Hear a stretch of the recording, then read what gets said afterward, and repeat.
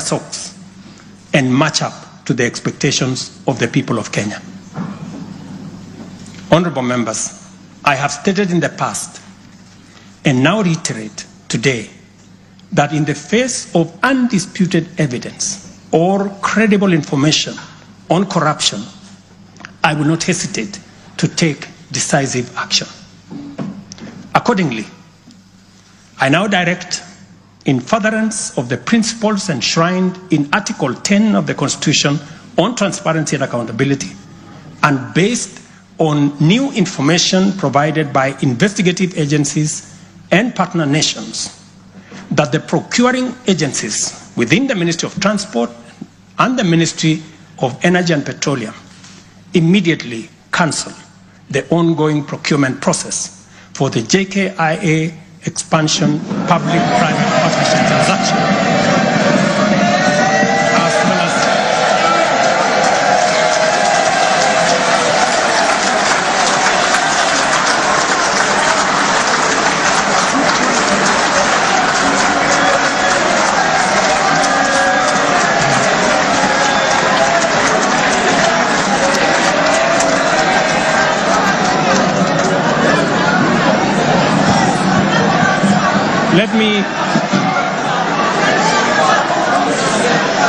Let me repeat this for clarity.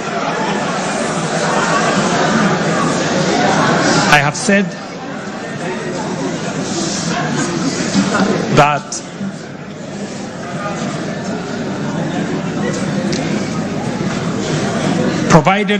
because of the information that has been provided to us by partner nations, I have directed agencies within the Ministry of Transport and the Ministry of Energy and Petroleum to immediately cancel the ongoing procurement process for JKI expansion public-private partnership transaction, as well as the recently concluded Ketrago transmission in public partnership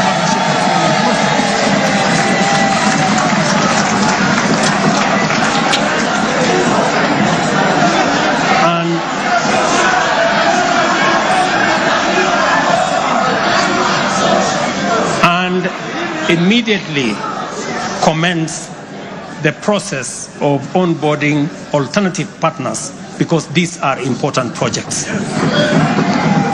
Honorable members, the work of taking our nation forward is our collective responsibility as citizens.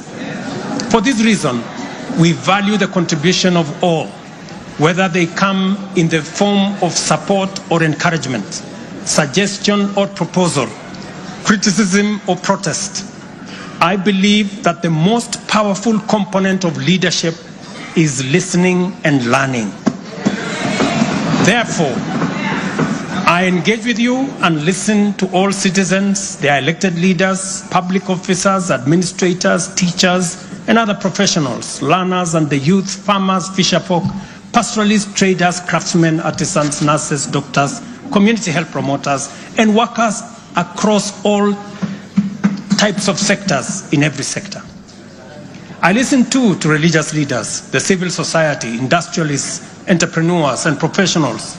Their contributions and everyone else's have my full attention and commitment to respond through positive, affirmative action that takes the national transformation endeavor forward.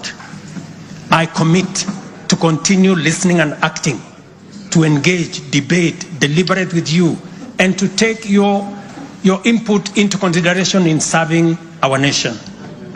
By design, the bottom-up economic transformation agenda is defined by its capacity to elicit feedback in the course of implementation and incorporate the same in making improvements and further progress. With every input from stakeholders, our ability to drive progress increases.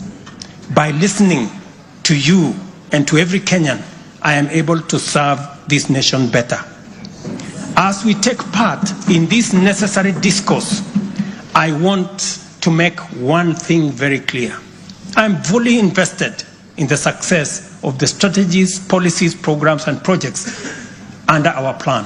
For this reason, I am committed to do all it takes and work with every willing Kenyan until we succeed, because failure is not an option. Given the challenges our nation has faced, it has become clear, honorable members, that overcoming these obstacles requires the collective energy, the collective wisdom, ideas, and goodwill of Kenyans of all political, cultural persuasions, religious beliefs, and walks of life. The wisdom of entrenching national unity and inclusivity as a national value in our Constitution is clearly evident. Our diversity is our source of power. And this moment in the history of our nation calls for radical collaboration to transcend our challenges. We do not have the luxury of magnifying our differences. It is time for all of us to pull together and usher the nation into the future of our dreams.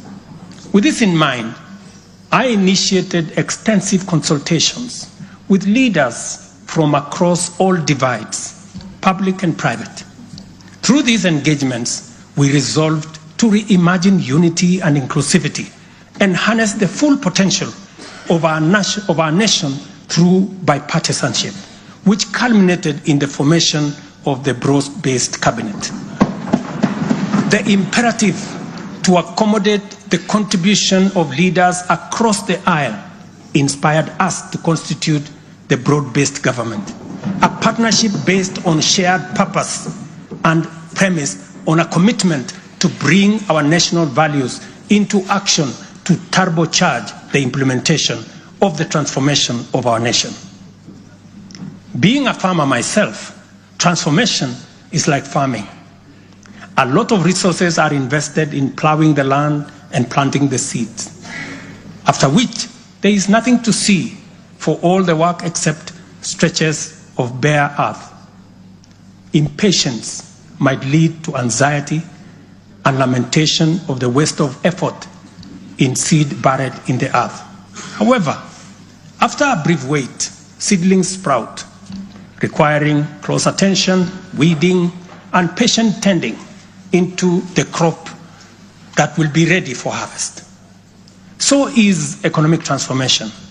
It requires hard work, investment of resources, patience, and faith.